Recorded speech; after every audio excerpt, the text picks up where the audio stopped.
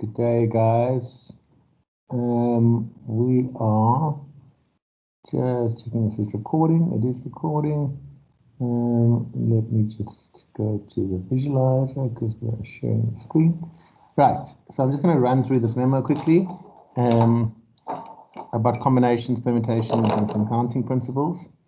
So the first thing is, guys, it's how you read it. Combinations read as N, choose R. Okay, so from N we choose R. Okay, and there's no order, so we write that as NCR. And the important thing to remember, combinations, there's no order. Okay, so remember that example, if you're swimming a race, okay, 10 people, if I said to you, how many ways can you get the top 3 that are going to go to provincial? Okay, that'll just be NCR. You're just choosing 3, there's no order. However, if a permutation, okay, you're going to read as N place R, okay, so because places matter. Okay, so read it as N place R. So an example like that would be in a race, the same race, 10 lanes, okay, people swimming. How many ways can you get first, second, and third? Okay, where position matters. Okay, that'll be 10 times 9 times 8. Or NPR, it would be from 10, place 3.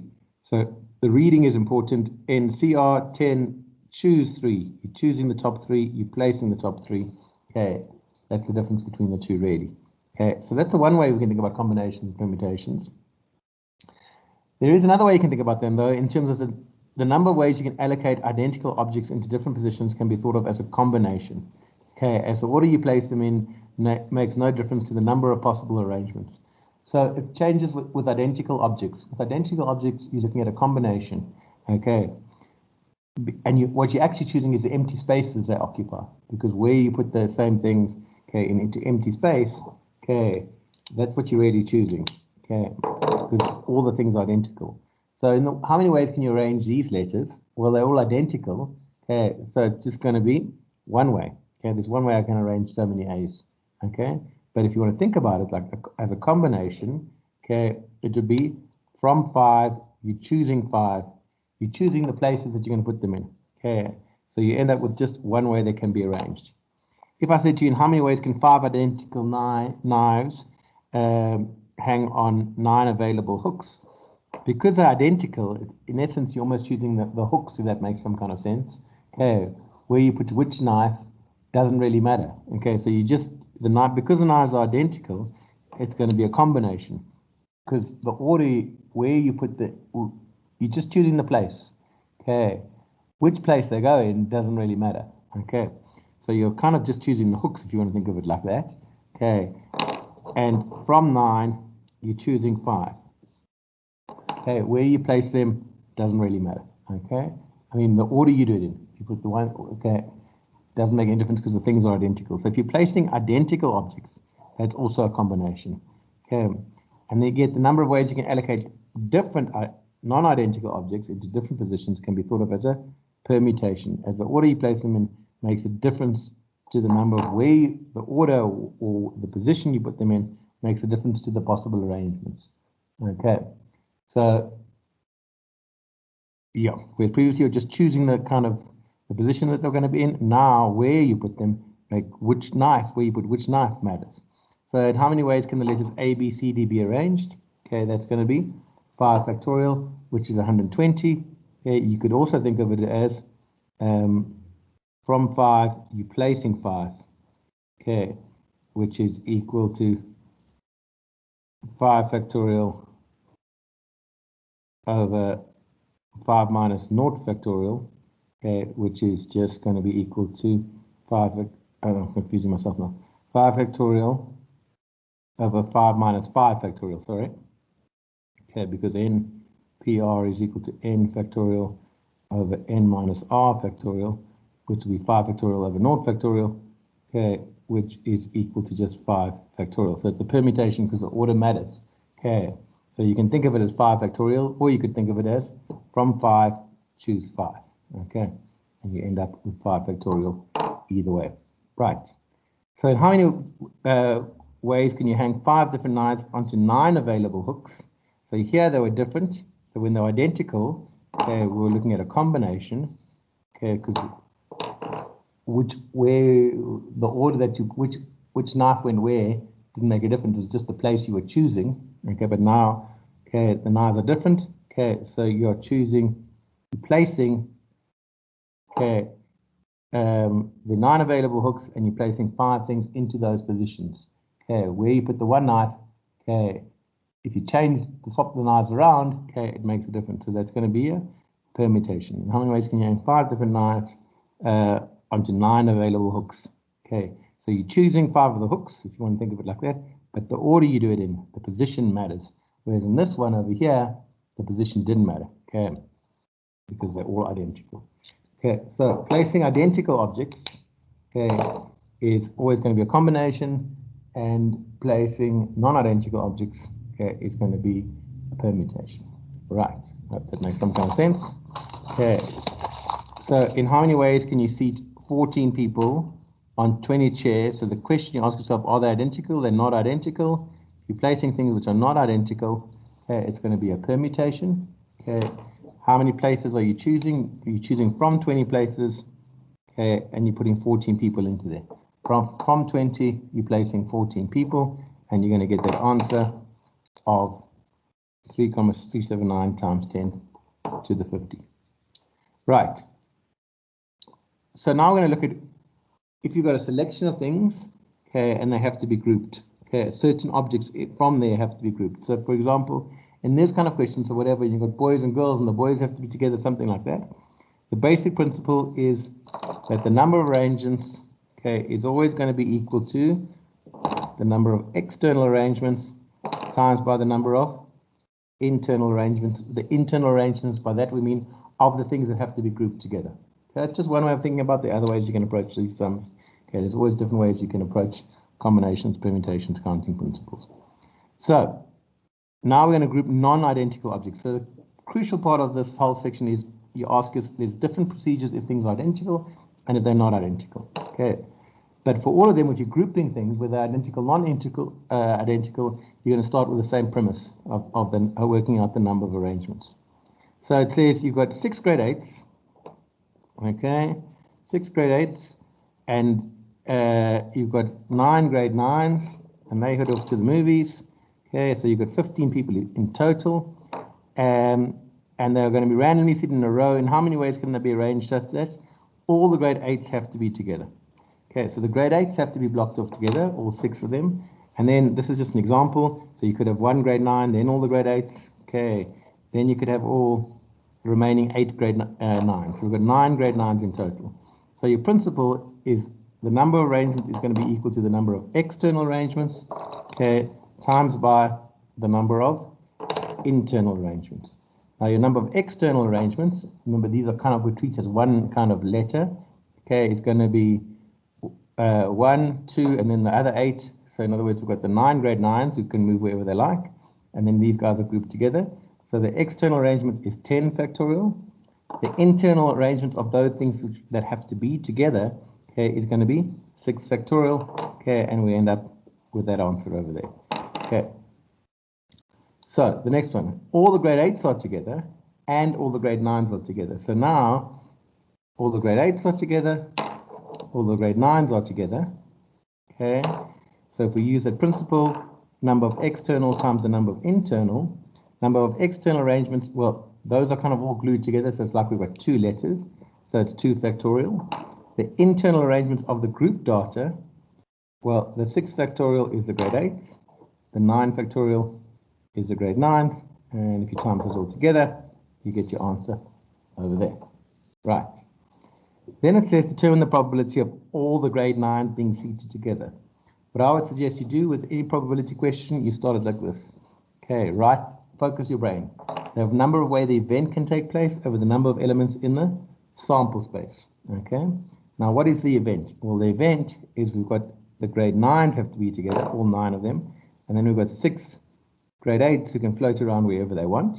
So your number of external arrangements, okay, is going to be the 6 grade 8s plus the grade 9s that are grouped together, that's 7, okay, and the number of internal arrangements, well, we're just looking at the grade 9s which are grouped together, which is going to be 9 factorial. So we get 7 factorial times 9 factorial. So that is the event that we want to happen, okay. The sample space is how many, what are we doing? we're arranging a total of 15 people. So it'll be that over 15, which gives us 1 over 715 as your solution. Okay. Right. So that was when you're grouping things which were not identical. If we look at cases where I'm grouping identical things, right. In this one over here, we've got 15 pencils comprising, okay, now it's the same numbers, right? Okay, so as we had in the last question, but now things are identical. So in other words, last time we had 6 grade 8s and 9 grade 9s, okay, but they weren't identical. Each person was an individual. Okay, now we've got 6 identical orange pencils and 9 identical pink pencils. So they're identical. So that's really important. And how many ways they can be arranged so that all the orange pencils are together? Well, there's 2 ways we can approach this. Okay, we can stick to our logic of when things are grouped together. Okay, it's going to be equal to the number of external arrangements times by the number of internal arrangements. Okay, so if all the oranges are together, okay, then your external arrangements, well, you've got 1 pink, the 6 oranges, they just count as 1. So it's basically it's your 9 pink and your 1 orange. Okay, so they're 10 factorial, but within the external arrangements, don't forget we've got the 6 pinks that are identical. So it's going to be 10 factorial. This is one way you can think about it. So you can think of it as 10 factorial over 9 factorial. And then the internal arrangements is the 6 orange things, which is going to be 6 factorial over 6 factorial because they're identical. Okay? And you end up, okay, so your external arrangements, there were 10, 9 were identical. Internal, there were 6 were identical. Okay, you divide by the number of identical things. Just think of words. Okay, and you end up, well, this cancels to 10 times 1, which is 10. So that's the one way you can think of it. The other way you can think of it, well, these things are identical. So the only thing that can really change is where you put the O. Okay, all the O's. And there's always going to be one more, okay, than the things that are, than the external stuff, right? So you could have the O's could occupy 10 positions. Okay, starting from before, going all the way through. So there are 10 places you could put all the O's. Okay, in front, then before, then before, then before, then after, right? Okay, so there are 10 positions you could place the O's in. So you could just think about it like that. Okay, you could say, okay, how many positions could I place the O's in? That's the only thing that can change. Okay, and there's always going to be one more than the other things. So it's going to be 10 positions that you could put them in. It's up to you how you want to go about thinking about it. Okay, so in the next one, all the oranges are together and all the pinks are together. Okay. Well, if all the oranges are together, then the number of external arrangements, okay, well, those 2 can swap around, so it's 2 factorial. Your internal arrangements, well, as part of the internal arrangements, you could say, okay, I've got my 6 oranges which are together, but they're identical, so it's 6 factorial over 6 factorial. And I've got my 9 pinks which are together, okay, but they're also identical. So you end up with, this is just 1, so you end up with 2 times 1, which is just 2. Far easier in this case is just to say, well, if they're all together and they're identical, there are just 2 ways we could arrange that. Okay, right. The next one says, determine the probability of all the pink pencils being together. Okay, so we've got the oranges, there were 6 of them, and there were 9 pink ones over there. This is just an example of how it could have gone. Okay, if you look at the event, okay, the number of external arrangements, well, we've got the 6 oranges and then the 1 pink because they're glued together. So the external arrangements would be 7 factorial. Okay, but the oranges are all the same, so it'd be 7 over 6 factorial. The internal arrangements is those internal arrangement of those pink things, which would be 9 factorial over 9 factorial. And if you simplify that, you just get 7. Okay, so the probability of the event, okay, is going to be equal to the number of ways the event can take place, okay, which is equal to 7. So that's the event. There's 7 things. Okay. The sample space is, well, what are you doing? Think of a word. You've got 6. If you had a word with 6 O's in and 9 P's, 9 P's. Okay, and I said to you, how many ways could you arrange that word? Your number of arrangements would be, well, you've got 15 letters over 6 factorial, 9 factorial. So this is your sample space. Okay, so your number, so it's 7 over that, which is going to be 1 over 715. Okay. For this one over here, by the way, sorry, for the number of ways the event can take place, you could have just thought of it like this. You could say, right, I've got the 6 O's and I've got the P. Okay, how many ways could I play? Where could I place the P is how many arrangements you're going to have. Okay, and always be one more than the things that aren't involved. So there's 6 O's, so there'll be 7 positions available. Okay, so there's 7 positions available where you could place the O's. Okay, and that's where you could just get the 7 from. So you could just write down 7 there, quite honestly, for the number of ways the event can take place. Just like over here, you could just write, well, there are 9 there, pinks that are identical. There are 9 pinks that are identical. Okay, the O's, how many positions could they occupy? 10. So in general, okay, the number of places that the group thing can occupy is always one more than the number that don't have to be together. So in this case, in other words, there were 9 pinks, so there were 10 places the O's could group together in. Okay, and here there were 6 O's. Okay, so there were 7 positions available, one more. Okay, where the P could be placed. Okay. Right. So now, just out of interest, if you can go compare your answers, this is the same pattern to the question we had, where we had this one over here. Okay, where we had 6 grade 8s, okay, and 9 grade 9s, but now they weren't identical. So we got that massive number of options for the number of ways they could be arranged with the grade 8s together.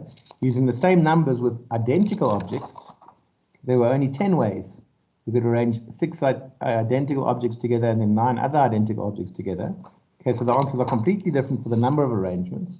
Likewise for here, when both the grade 8s and the grade 9s had to be together, there was that massive number of arrangements. But here, okay, there are only just 2 arrangements when all the orange, because all things are identical. However, the interesting thing is, okay, when we looked at the probability of the 9 things being together over here, but they weren't identical, we got a probability of 1 over 715. Okay, and over here, when we looked at the probability of the 9 things being together, same numbers involved, okay, because everything cancels out, we get the same answers. So with probability, okay, grouping together, not grouping, okay, if you have a certain number of things grouped together, okay, or not grouped together, the probability answers will be the same whether identical or not, because things cancel out. So your probabilities are the same. Okay, so it says now you compare your answer to the human questions. The number of arrangements are different, but the probability is the same. So usually, if I was testing this, I would test it in terms of arrangements, not in terms of probability, because 2 wrongs do make a right often in this scenario. Okay. Right. The next thing. Okay. Examples where identical objects must be separated from non-identical objects. Okay. It says, this is antimetric and metric only. You wish to put up 9 wall tiles in a row. 3 are identical and 6 are different. Okay. In how many different ways can the tiles be arranged such that all the identical spaces, all the identical tiles are separated? So you're going to have your 6 different tiles. I call them D1. When I call them D1, D2, it means that they've got their own individual characteristic. They're different, in other words. Now, your 3 identical tiles could occupy those spaces. Okay, and there'll always be 7 spaces, one more than the things that don't have to be separated, like we talked about just now. So 1, 2, 3, 4, 5, 6, 7 spaces available. So here, I is not where the identical tiles are, it's the spaces that they could occupy. Okay. So your total number of arrangements is the number of ways the 6 different Ds can be arranged times by the number of ways you can choose the 3 positions for the I's. Okay. So the number of ways that 6 different letters can be arranged, okay, is simply equal to 6 factorial. Okay. The number of ways you can choose the 3 positions. Now remember, these are identical tiles. Okay, we're choosing 3 positions. There's 7 positions available, which will ensure that they are separated from each other. Okay, it's always going to be one more than the things which aren't separated. 6 plus 1 was 7. And because they're identical, okay, the order you put the individual ones in doesn't matter. In other words, if you swap them around, okay, it won't make a difference. Okay, so if order doesn't matter, we're working with a combination. And what are we doing? We're choosing, all we're doing is we're choosing 3 positions for these I's. Okay, doesn't matter which order it's in, we're just choosing 3 positions. So we just got to choose the 3 positions. Within that, there's no order. So we get an answer that a number of ways that this could take place. Okay, a number of arrangements such that all the identical tiles are separated is going to be 25,200. Okay, on your notes, you'll see that there's a question, what's the probability that all the identical tiles are separated? Well, it's the number of ways the event can take place over a number of elements in the sample space. We worked out the number of ways the event can take place. It's 25,200. The sample space, well, what are you doing? You are arranging 9 tiles, 3 of which are identical. So it's like having a 9-letter word with 3 E's.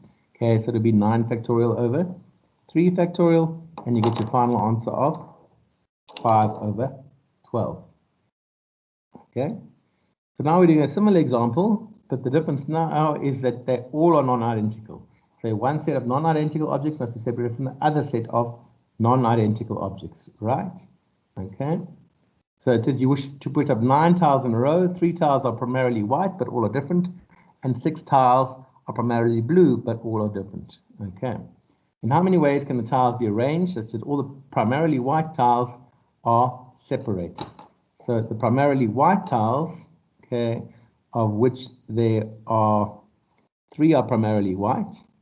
So these W's represent, and they're not identical, okay, but they represent, the W represents the spaces that the 3 white things which are not identical could occupy. There's not a white tile where there's a W. You could pick a space for any one of these 3. So you're choosing the space if you like. And here, because they're different, okay, swapping them around makes a difference. Okay, so order matters. So for the white tiles, order matters this time. Over here, okay, those were identical, so order didn't matter, so we used a combination. But here, order matters, okay? So if order matters, we're looking at a permutation. Okay, so first of all, the number of ways that the 6 blue tiles could be arranged, okay, is going to be, these are fixed, okay? How many ways can you arrange 6 letters? That's just 6 factorial. But now you've got to fill up 3 spaces, 7 spaces with 3 things. You're placing 3 things, so you're placing 3 things in 7 available positions, and order matters for individuals, so you end up with that answer over there, 151,200. So the number of ways that 3 white, you can choose the places for the 3 whites is 7p3, so you get 151,200. The question was, what's the probability that all the whites are separated? So the event we just worked out, okay. What's the sample space? Well, what are we doing? We're arranging 9 different things. So your sample space is 9 factorial. And what do we get? Once again, we get 5 over 12, which is the same answer as over there. So you see, whether they're identical or not, okay, if you're looking at things being grouped together or arranged in a certain way, the number of arrangements is not affected. Okay, the probability of that isn't affected, but the number is. So again, I was testing that I would tend to ask the number of ways, not the probability.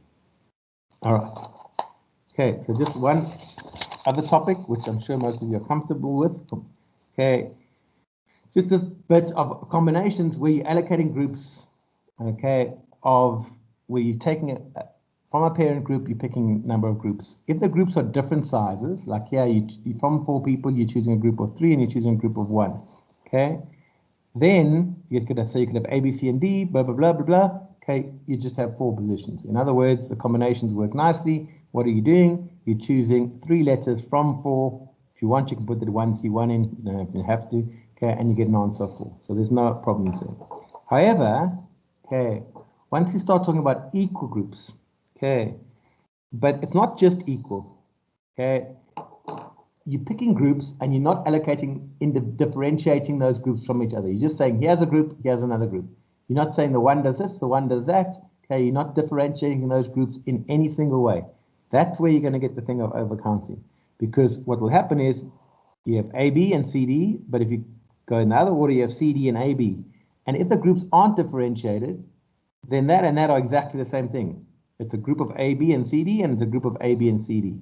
Okay, likewise, that and that are the same, and likewise, that and that are the same. Okay. If you've got AB in that group and CD in that group, or CD in that group and AB, you've still got the same 2 groups of 2. because you're not saying what they're doing. Okay, so in that case, so if you look here, we've overcounted that 6, but the answer should be 3. There are 3 ways we can choose groups of 2 people from 4.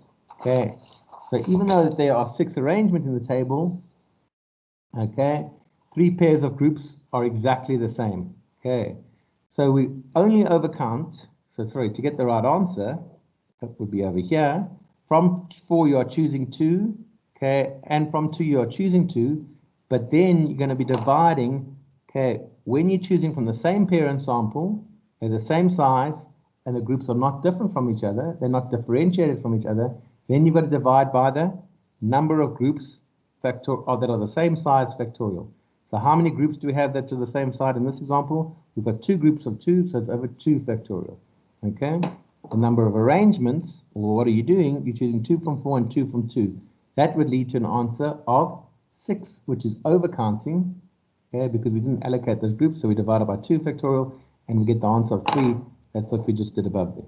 So the important thing to remember is we only overcount the 3 conditions. The groups have to be the same size. They have to come from the same parent sample. In other words, you can't take 2 from one group and 2 from another group, because then it's completely different things.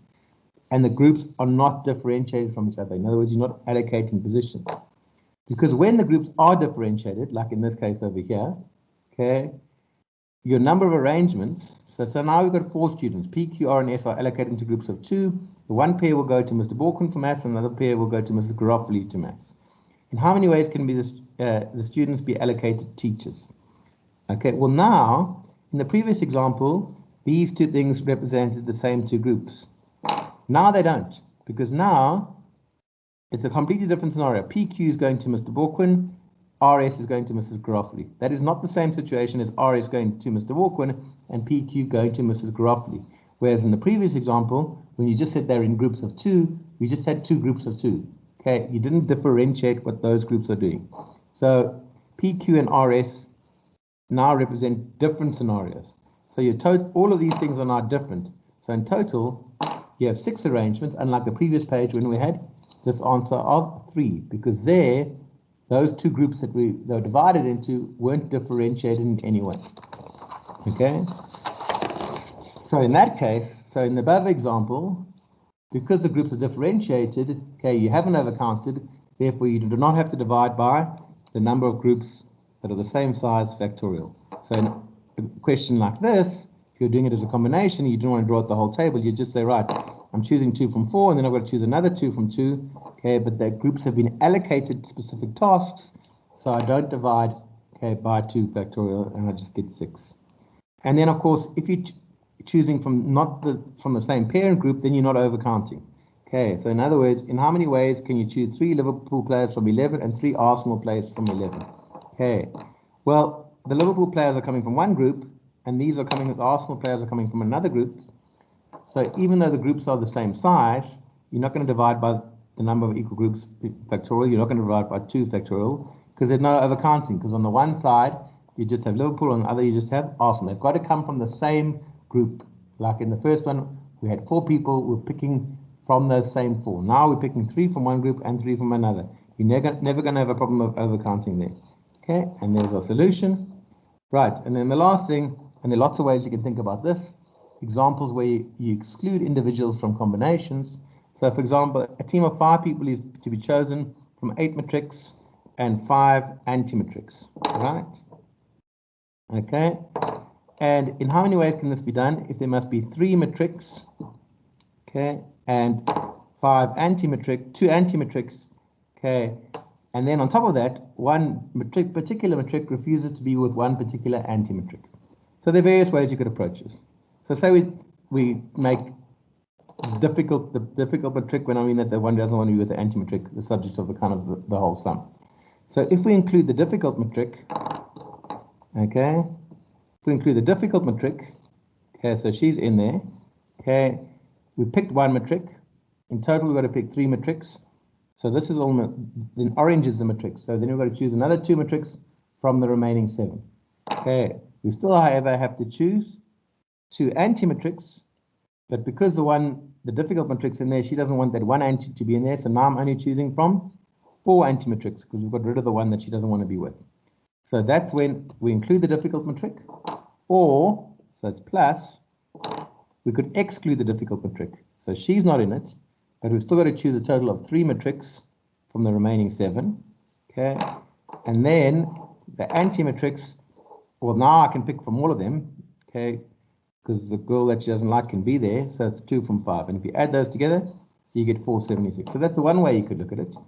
You could also make the anti-matrix the subject of the formula and say, okay, I'm going to include the anti-matrix that she doesn't like. She has to be in the group. Then I've got to pick a total of 2 anti-matrix, so they're my anti-matrix. Then I've got to get another one from the remaining 4. Okay, but now the one anti-matrix in there, so then the one girl is going to exclude herself because she can't stand her guts. Okay, so we're only picking from 7, those 3. However, if that one anti-matrix is not there, okay, then I've still got to pick another 2, but just from 4. But then that other girl, matric girl, is happy to be in the group. Either way, you get the same answer of 476. Okay, right, and then last one. Okay. Oh, I've lost the page. Okay. Sorry about that. Let me just double check something quickly. Otherwise, you have to go through that one by yourself. No, it has disappeared. Okay. Just try to work through that one on your own. All right, guys. Okay, that's it. Hope that helps a little bit. Okay. Okie dokie. I'll see you all. Arrivederci.